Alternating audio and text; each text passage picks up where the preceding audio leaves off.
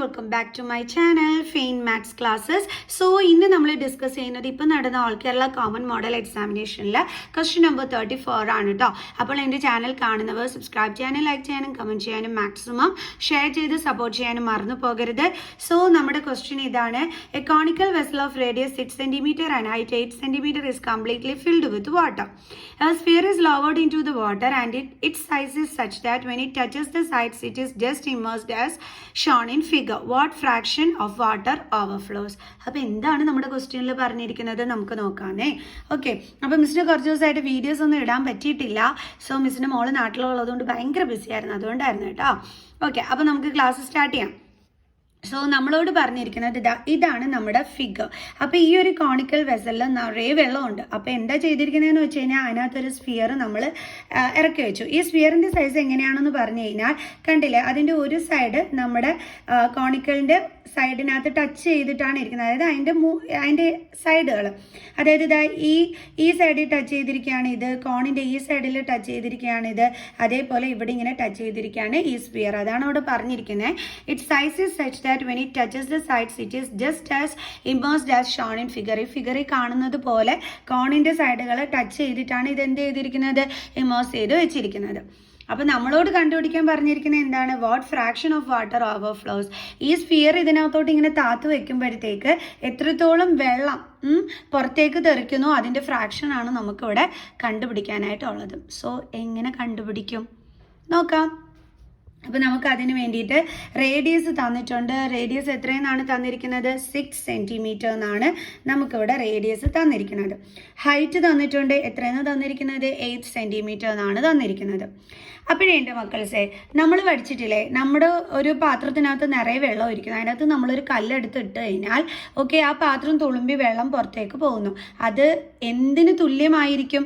നമ്മൾ ഇടുന്ന കല്ലിൻ്റെ വോളിയത്തിന് തുല്യമായിരിക്കും ആ പുറത്തേക്ക് പോകുന്ന ആ വെള്ളത്തിൻ്റെ ഇതെന്ന് പറയുന്നത്, ആണല്ലോ എമൗണ്ട് എന്ന് പറയുന്നത്. സോ അപ്പോൾ അതുപോലെ തന്നെയാണ് ഇവിടെയും. ഇവിടെ നമ്മളെടുത്ത് ഓവർഫ്ലോ ചെയ്ത വെള്ളത്തിൻ്റെ ഫ്രാക്ഷൻ കണ്ടുപിടിക്കാൻ പറയുമ്പോൾ നമ്മൾ ആ ഫ്രാക്ഷൻ എങ്ങനെ കണ്ടുപിടിക്കും നോക്കിക്കോളൂ. അപ്പോൾ ഫ്രാക്ഷൻ ഈസ് ഈക്വൽ ടു എങ്ങനെ കണ്ടുപിടിക്കുമെന്ന് വെച്ച് കഴിഞ്ഞാൽ, ഞാൻ കുറച്ച് മുമ്പേ പറഞ്ഞു, നമ്മൾ അതായത് കല്ല് വെള്ളത്തിനകത്തോട്ട് കല്ലെടുത്ത് ഇടുമ്പോഴത്തേക്ക് ആ കല്ലിൻ്റെ വോളിയം എത്രയാണോ അത്രയും ആയിരിക്കും തെറിച്ച് പോകുന്നതെന്ന് മിസ് പറഞ്ഞു തന്നു അല്ലേ? ഓക്കെ, അതേപോലെയാണ് ഇവിടെയും. അതായത് നമ്മുടെ ഈ സ്ഫിയർ ഇതിനകത്ത് ഇമ്മേഴ്സ് ചെയ്യുമ്പോൾ ഇതിൽ നിന്നും പുറത്തേക്ക് പോകുന്ന വെള്ളം എന്ന് പറയുന്നത് എന്തിന് ഈക്വൽ ആയിരിക്കും? നമ്മുടെ സ്ഫിയറിൻ്റെ വോളിയത്തിന് ഈക്വൽ ആയിരിക്കും, ആണല്ലോ. അങ്ങനെയാണെന്നുണ്ടെങ്കിൽ ഫ്രാക്ഷൻ കണ്ടുപിടിക്കാൻ പറഞ്ഞു കഴിഞ്ഞാൽ നമ്മൾ എങ്ങനെ വേണം കണ്ടുപിടിക്കാൻ? Volume of sphere divided by volume of cone. അതെന്താ മിസ് ഇവിടെ വോളിയം ഓഫ് കോൺ എന്ന് എഴുതാൻ കാരണം, അതായത് ഈ നമ്മൾ ഫ്രാക്ഷൻ എന്ന് പറയുമ്പോഴത്തേക്ക് നമ്മൾ അതുകൊണ്ട് എന്താണ് നമ്മൾ മീൻ ചെയ്യുന്നത്? അതായത് ടോട്ടൽ പാർട്ടിൽ നിന്നും എത്ര പാർട്ട് വെള്ളമാണ് തെറിച്ചു പോകുന്നതെന്നാണ് നമ്മൾ മീൻ ചെയ്യുന്നത്, ആണല്ലോ എൻ്റെ മക്കൾസേ. അപ്പോൾ ടോട്ടൽ വോളിയം ഓഫ് വാട്ടർ എന്ന് പറയുന്നത് എന്തിന് ഈക്വൽ ആയിരിക്കും? നമ്മുടെ കോണിൻ്റെ വോളിയത്തിന് ഈക്വൽ ആയിരിക്കും. അതായത് ആ കോണിൽ എത്രത്തോളം സ്പേസ് ഉണ്ടോ അതിന് ഈക്വൽ ആയിരിക്കും നമ്മുടെ വെള്ളത്തിൻ്റെ ടോട്ടൽ എമൗണ്ട് എന്ന് പറയുന്നത്. ഓക്കെയാണ്. അപ്പം ആ ടോട്ടൽ വെള്ളത്തിൽ നിന്നുമാണ് നമ്മൾ സ്ഫിയറിൻ്റെ വോളിയത്തിനനുസരിച്ചിട്ടുള്ള വെള്ളം പുറത്തേക്ക് തെറിക്കുന്നത്. അപ്പോൾ ഫ്രാക്ഷൻ കണ്ടെത്താൻ പറയുമ്പോൾ നമ്മൾ എങ്ങനെ എഴുതണം? ടോട്ടൽ വെള്ളത്തിൽ നിന്നും ഇത് തെറിക്കുന്നു, ആ പാർട്ടാണ് നമ്മുടെ എമൗണ്ട് ഓഫ് വാട്ടർ എന്ന് പറയുന്നത്, ഫ്ലോ ചെയ്യുന്ന. ഓക്കെ, സോ അപ്പോൾ നമ്മൾ എങ്ങനെ എഴുതി? Volume of sphere divided by volume of cone. എങ്ങനെയാണ് ഇങ്ങനെ ഒരു ഫോർമുല വന്നതെന്ന് മനസ്സിലായോ? ടോട്ടൽ വെള്ളത്തിൽ നിന്നും സ്ഫിയറിൻ്റെ വോളിയത്തിനുള്ള വെള്ളമാണ് പുറത്തേക്ക് തെറിക്കുന്നത്. ഓക്കെ, ആ പാർട്ടാണ് ഈ ഫ്രാക്ഷന് ഇവിടെ കൊണ്ട് മീൻ ചെയ്യുന്നത്. ക്ലിയർ? ഓക്കെ ആണ്. അപ്പം ഈ ക്വസ്റ്റ്യൻ ചോദിച്ചിരിക്കുന്നതിന് അർത്ഥം എന്താണ്? What fraction of water overflows, അതായത് ടോട്ടൽ വെള്ളത്തിൽ നിന്നും ഓക്കെ എത്ര പാർട്ട് വെള്ളമാണ് വെളിയിലോട്ട് പോകുന്നത്, ഇതാണ് കണ്ടുപിടിക്കാൻ പറഞ്ഞിരിക്കുന്നത്. അപ്പോൾ എത്ര പാർട്ടാണ് വെളിയിലോട്ട് പോകുന്നതെന്ന് എങ്ങനെ കണ്ടുപിടിക്കും? ടോട്ടൽ പാർട്ടിൽ നിന്നും നമ്മൾ സ്ഫിയറിൻ്റെ വോളിയം അല്ലേ, അപ്പോൾ ഇത് തമ്മിൽ ഇങ്ങനെ ഡിവൈഡ് ചെയ്യുമ്പോൾ നമുക്ക് ആ പാർട്ട് എത്രയാണെന്നുള്ളത് കിട്ടിക്കോളും. ക്ലിയർ? ഓക്കെ, അപ്പോൾ നമുക്ക് ചെയ്യാം. അപ്പോൾ വോളിയം ഓഫ് സ്ഫിയറിൻ്റെ ഫോർമുല എന്താണ്? 4/3 pi r cube divided by volume of cone. Formula എന്താണ്? 1/3 പൈ. ഇതിൻ്റെ റേഡിയസിനെ നമുക്ക് ക്യാപിറ്റൽ ലെറ്ററിൽ റെപ്രസെൻറ്റ് ചെയ്യാം. Okay, h. അതിൽ ദേ ഈ പൈയും എന്താവും? അങ്ങ് കട്ടായിപ്പോയി. പൈയും കട്ടായിപ്പോയി. ബാക്കി എന്തൊക്കെയുണ്ട്? 4/3 r cube divided by 1/3 r square h. ഇതാണ് ഉള്ളത്. ഓക്കെ, അപ്പം നമുക്ക് ശരിക്കും പറഞ്ഞാൽ ഇത് ചെയ്യണമെന്നുണ്ടെങ്കിൽ നമുക്ക് എന്ത് വേണം? സ്ഫിയറിൻ്റെ റേഡിയസ് വേണം. കോണിൻ്റെ റേഡിയസ് നമ്മുടെ കയ്യിലുണ്ട് 6 സെൻറ്റിമീറ്റർ ആണ്. ബട്ട് നമ്മുടെ കയ്യിൽ എന്തില്ല? സ്ഫിയറിൻ്റെ റേഡിയസ് ഇല്ല. സോ നമുക്ക് കണ്ടുപിടിക്കാം. അതെങ്ങനെ കണ്ടുപിടിക്കും? നോക്കാം. നമ്മൾ അതിന് വേണ്ടിയിട്ട് ഇതാണ് നമ്മുടെ ഫിഗർ. അപ്പം നമ്മൾ അതിന് വേണ്ടിയിട്ട് ഈ ഒരു റൈറ്റ് ട്രയാങ്കിൾ എടുക്കുക. അതായത് PSU എന്ന് പറയുന്ന റൈറ്റ് ട്രയാങ്കിൾ എടുക്കുക. കാരണം ഇത് 90 ഡിഗ്രി ആണെന്ന് നമുക്കിവിടെ തന്നിട്ടുണ്ട്. അപ്പോൾ ഇതും എന്തായിരിക്കും? 90 ഡിഗ്രി ആയിരിക്കും. അപ്പോൾ ഇതൊരു റൈറ്റ് ആംഗിൾഡ് ട്രയാങ്കിൾ ആണ്. ഏതാണ്? PSU. കണ്ടല്ലോ, മിസ് സ്കെച്ച് വെച്ച് വരച്ച് കാണിച്ചു തരാം. ഇതാണ് കണ്ടോ, മിസ് സ്കെച്ച് വെച്ച് വരച്ചിരിക്കുന്ന ഈ PSU ആണ് നമ്മുടെ റൈറ്റ് ആംഗിൾഡ് ട്രയാങ്കിൾ എന്ന് പറയുന്നത്. അപ്പോൾ നമുക്ക് എന്ത് ചെയ്യാം? ആ റൈറ്റ് ആംഗിൾഡ് ട്രയാങ്കിൾ ഒന്ന് ഇവിടെ എടുത്ത് എഴുതാം. ഇൻ റൈറ്റ് ട്രയാങ്കിൾ PSU നമുക്കിവിടെ പൈതഗോറസ് തിയറം അപ്ലൈ ചെയ്തിട്ട് നമ്മളിവിടെ എന്ത് കണ്ടുപിടിക്കാൻ പോകണമെന്ന് അറിയാവോ? ഈ ഒരു ഹൈപ്പോട്ടിന്യൂസിൻ്റെ ഈ ഒരു PSൻ്റെ വാല്യൂ ആണ് നമ്മൾ ഫസ്റ്റ് ഓഫ് ഓൾ കണ്ടുപിടിക്കാനായിട്ട് പോണത്. നമുക്കതൊക്കെ വേണം. അതെന്തിനൊക്കെയാണെന്നുള്ളത് നിങ്ങൾക്ക് മനസ്സിലായിക്കോളുവേ പിന്നെ ചെയ്ത് വരുമ്പോഴത്തേക്ക്. അതിൽ ഇതെന്താണ്? ആറാണ്, അതായത് റേഡിയസ് ആണ്. Means O to T. ഇത് നമ്മുടെ സർക്കിളിൻ്റെ എന്താണ്? റേഡിയസ്. അപ്പോൾ അതേപോലെ ഇതും എന്താണ്? റേഡിയസ് ആണ്. അപ്പോൾ ഇവിടെ എന്ത് വരും? 6. ഓക്കെ, അതേപോലെ ഇതെന്താണ്? ഹൈറ്റ് ആണ്. അത് എത്രയാണ്? 8 സെൻറ്റിമീറ്റർ ആണ്. അപ്പോൾ ശരിക്കും പറഞ്ഞാൽ ഇത് നമുക്ക് 8 സെൻറ്റിമീറ്ററിനുണ്ട്. നമുക്കില്ലാത്തത് PSൻ്റെ വാല്യൂ ആണ്. അതുകൊണ്ടാണ് നമ്മൾ റൈറ്റ് ആംഗിൾഡ് ട്രയാങ്കിളിൽ പൈതഗോറസ് തിയറം യൂസ് ചെയ്തിട്ട് ഈ PSൻ്റെ വാല്യൂ കണ്ടുപിടിക്കാനായിട്ട് പോണത്. ഓക്കെ, എന്താണ് നമ്മുടെ Pythagoras theorem? By using Pythagoras theorem നമുക്ക് എങ്ങനെ എഴുതാം? Hypotenuse square is equal to base square plus altitude square. ഇവിടെ ഹൈപ്പോട്ടിന്യൂസ് സ്ക്വയർ എന്ന് പറയുന്നത് എന്താണ്? PS. അപ്പോൾ PS square is equal to base എന്താണ്? ഇതായി ബോട്ടം പോർഷൻ, അതിൻ്റെ പേരെന്താണ്? PU. അപ്പോൾ PU സ്ക്വയർ പ്ലസ് ആൾട്ടിറ്റ്യൂഡ് എന്ന് പറയുമ്പോൾ ഹൈറ്റ്, അതെന്താണ്? US. ആ ക്വസ്റ്റ്യൻ പേപ്പറിലുണ്ടല്ലോ, ശരിക്കും പറഞ്ഞാൽ ഈ ആൽഫബെറ്റ്സ് കറക്റ്റായിട്ട് കാണാൻ പറ്റുമല്ലായിരുന്നു. അപ്പം മിസ് തന്നെ ഇട്ട ആൽഫബറ്റ് ആണ് കേട്ടോ. ഓക്കെ, ദെൻ PS സ്ക്വയർ അറിഞ്ഞൂടാ ഇസ് ഈക്വൽ ടു PU എത്രയാണ്? 6 ആണ്. അപ്പം 6 സ്ക്വയർ പ്ലസ് US എന്ന് പറയുമ്പോൾ ഈ ഹൈറ്റ് അത് എത്രയായിരുന്നു? നമുക്ക് 8 സെൻറ്റിമീറ്റർ. അപ്പോൾ 8 square is equal to 36 plus 64 is equal to എത്ര കിട്ടി? 100. അപ്പോൾ PS സ്ക്വയർ 100 ആണെങ്കിൽ PS കണ്ടുപിടിക്കാൻ എന്ത് ചെയ്യണം? 100ൻ്റെ റൂട്ട്. 100 ഏത് നമ്പറിൻ്റെ സ്ക്വയർ ആണ്? 10ൻ്റെ. അപ്പോൾ റൂട്ട് 100 എന്ന് പറയുന്നത് എത്രയാണ്? 10 സെൻറ്റിമീറ്റർ. സോ അപ്പോൾ നമുക്കിവിടെ എന്ത് കിട്ടി? നമ്മുടെ PSൻ്റെ വാല്യൂ കിട്ടി 10 സെൻറ്റിമീറ്റർ. ഓക്കെ, ഇനി ബാക്കി ചെയ്യാം. അപ്പോഴും നിങ്ങൾ ചിന്തിക്കുന്ന ഇതായിരിക്കും, ഈ റേഡിയസ് കണ്ടുപിടിക്കാൻ വേണ്ടിയിട്ട് എന്തിനാണ് PS ഒക്കെ കണ്ടുപിടിക്കുന്നതെന്ന് പറഞ്ഞു തരാവേ മിസ്. അതായത് ഇനി നമ്മൾ അടുത്ത് എടുക്കാൻ പോണത് ഈ കുഞ്ഞു ട്രയാങ്കിൾ ആണ് എടുക്കാൻ പോണത്. അതായത് OTS എന്ന് പറയുന്ന ഈ ഒരു കുഞ്ഞു ട്രയാങ്കിൾ ആണ് നമ്മളിവിടെ എടുക്കാൻ പോണത്. പക്ഷെ അങ്ങനെ നമ്മൾ എടുക്കുമ്പോഴത്തേക്ക് നമുക്ക് ഇതിൻ്റെ വാല്യൂ അറിയത്തില്ല. അതായത് TSൻ്റെ വാല്യൂ നമുക്ക് അറിയില്ല. അതെങ്ങനെ നമുക്ക് കണ്ടുപിടിക്കാൻ പറ്റും? അതിനൊരു വഴിയുണ്ട്. അതായത് ഇത് നമ്മുടെ സർക്കിളാണ്. നമ്മൾ പഠിച്ചിട്ടുണ്ട് ഒരു എക്സ്റ്റേണൽ പോയിന്റിൽ നിന്നും നമ്മൾ സർക്കിളിലേക്ക് വരയ്ക്കുന്ന ആ ഇതിന്, അതായത് ഇതെന്താണ്? നമ്മുടെ ടാൻജൻ്റ് ആണ് സർക്കിളിൻ്റെ, അല്ലേ? PU അതേപോലെ PT എന്ന് പറയുന്നത് എന്താണ്? നമ്മുടെ സർക്കിളിൻ്റെ ടാൻജൻ്റ് ആണ്. നമ്മൾ പഠിച്ചിട്ടുണ്ട് സർക്കിളിൽ ഒരു പോയിന്റ്, ബൗണ്ടറിയിൽ ഒരു പോയിന്റിനെ ടച്ച് ചെയ്ത് പോകുന്ന ലൈനിനെ നമ്മൾ വിളിക്കുന്ന പേരാണ് ടാൻജൻ്റ് എന്ന് പറയുന്നത്. ഓക്കെ, സിമ്പിളായിട്ട് പറഞ്ഞു കഴിഞ്ഞാൽ, ഒത്തിരി ഇതായിട്ട് പറയല്ല, മനസ്സിലാവുന്ന ഭാഷ പറഞ്ഞു കഴിഞ്ഞാൽ അതാണ് ടാൻജൻ്റ്. അങ്ങനെയാണെന്നുണ്ടെങ്കിൽ നമ്മൾ പഠിച്ചിട്ടുണ്ട് എക്സ്റ്റേണൽ പോയിന്റിൽ നിന്നും സർക്കിളിലേക്ക് വരയ്ക്കുന്ന ടാൻജന്റുകൾ എന്തായിരിക്കും? ഈക്വൽ ആയിരിക്കും, അല്ലേ? അപ്പോൾ ഇത് 6 സെൻറ്റിമീറ്റർ ആണെങ്കിൽ നമ്മുടെ PT എന്തായിരിക്കും? 6 സെൻറ്റിമീറ്റർ ആയിരിക്കും. ഓക്കെ, അപ്പോൾ നമുക്ക് എഴുതാം PU is equal to PT. PU is equal to PT. Reason എന്താണ്? tangent to the circle, tangent from an external point to the circle, tangents are of equal length. Okay, അങ്ങനെ നമുക്ക് അപ്പോൾ P U is equal to P T is equal to നമുക്ക് എന്തെന്ന് പറയാൻ പറ്റും 6 centimetre എന്ന് പറയാൻ പറ്റും. അപ്പോൾ നമുക്ക് എന്ത് കിട്ടി? പി ടിയുടെ ലെങ്ത് കിട്ടി. നമുക്ക് ഇവിടുത്തെ ടോട്ടൽ ലെങ്ത് എത്രയാണെന്ന് അറിയാമല്ലോ, അത് എത്രയാണ്? 10.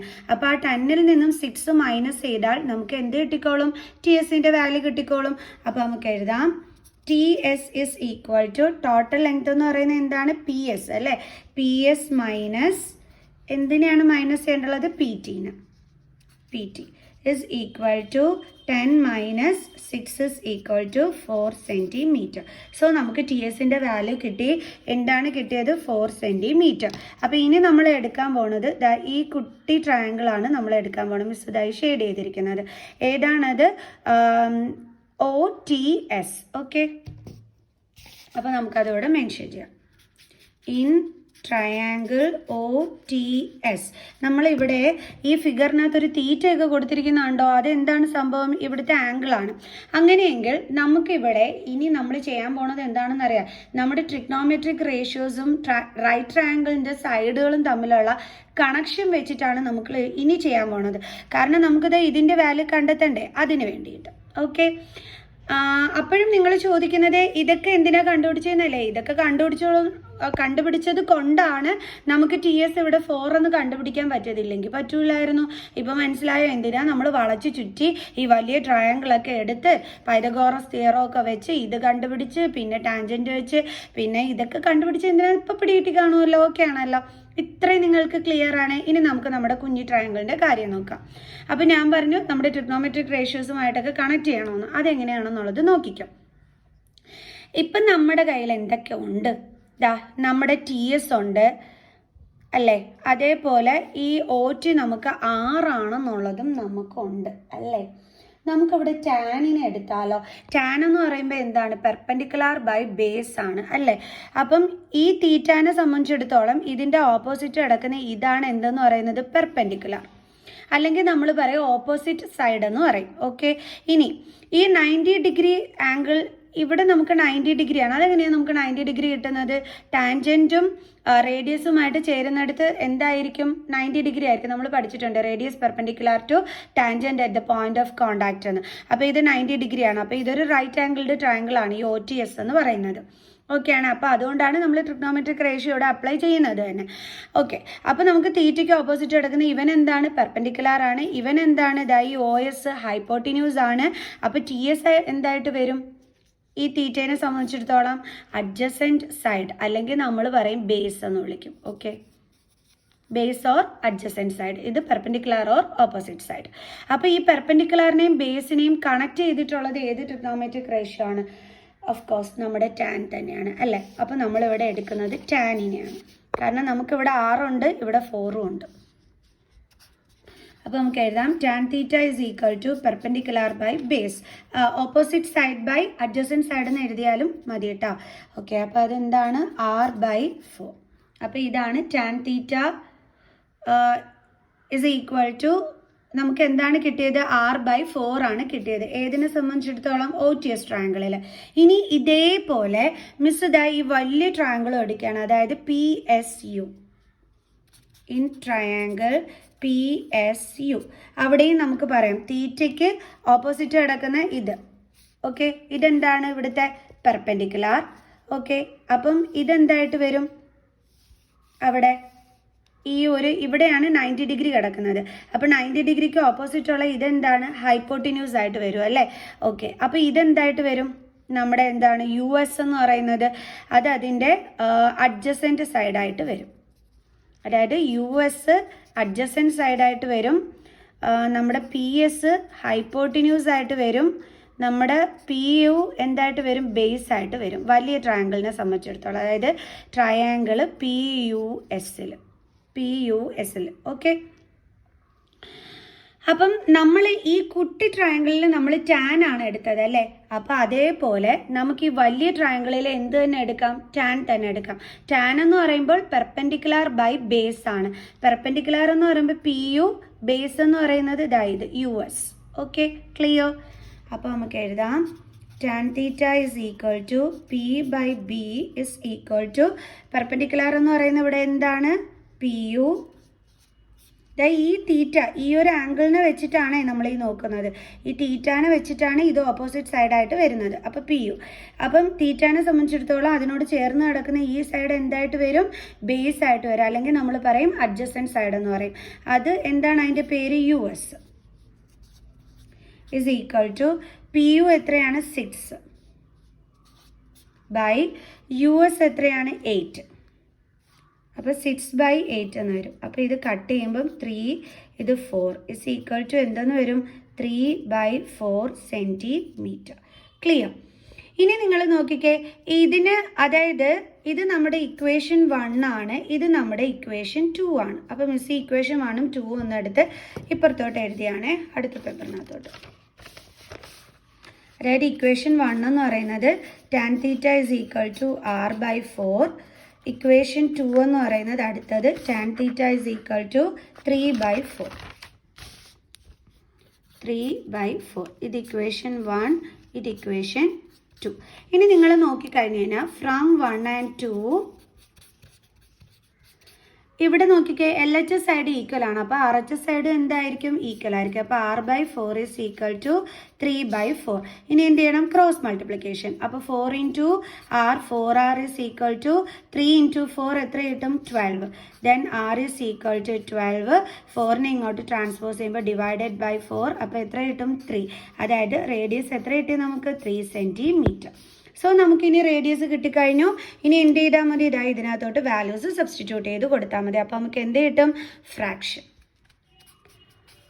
അപ്പോൾ fraction is equal to 4/3 R³ divided by എന്തായിരുന്നു, 1/3 R²H. പൈ നമ്മൾ നേരത്തെ ഓൾറെഡി കട്ട് ചെയ്ത് കളഞ്ഞിരുന്നു അല്ലേ. ഇസ് ഈക്വൽ ടു 4/3 ഇൻറ്റു ഇവിടെ R എത്രയാണ്, 3. അപ്പോൾ R³ ആണ്. അപ്പോൾ 3 വട്ടം എഴുതണം, ഇൻറ്റു 3 ഡിവൈഡഡ് ബൈ അടുത്ത എന്താണ്, 1/3 ഇൻറ്റു ഈ ക്യാപിറ്റൽ ലെറ്റർ R എന്തിൻ്റെയാണ്, നമ്മുടെ കോണിൻ്റെ റേഡിയസ് ആണ് അല്ലേ. കോണിൻ്റെ റേഡിയസ് എത്രയാണെന്നാണ് അവർ തന്നിരുന്നത്, 6 സെൻറ്റിമീറ്റർ. സോ R² ആണ്. അപ്പോൾ 6 ഇൻറ്റു അതിൻ്റെ ഹൈറ്റ് എത്രയാണ് തന്നിരുന്നത്, 8. സോ നമുക്ക് കട്ട് ചെയ്യാം, ഇതും കട്ട് ചെയ്യാം, ഇതും കട്ട് ചെയ്യാൻ പറ്റും അല്ലേ. സോ അപ്പോൾ നമുക്ക് എത്രയുണ്ട് മുകളിൽ balance, 4 into 3 into 3 divided by അടിയിൽ എന്തൊക്കെയുണ്ട്, 2 ഇൻറ്റു 6 ഇൻറ്റു 8. 2 into 6 into 8. അതിൽ ഈ 3യും ഇതും കട്ടായി പോവും, ഈ 2ഉം കട്ടായി പോവും. ഇതും കട്ട് ചെയ്യാൻ പറ്റും.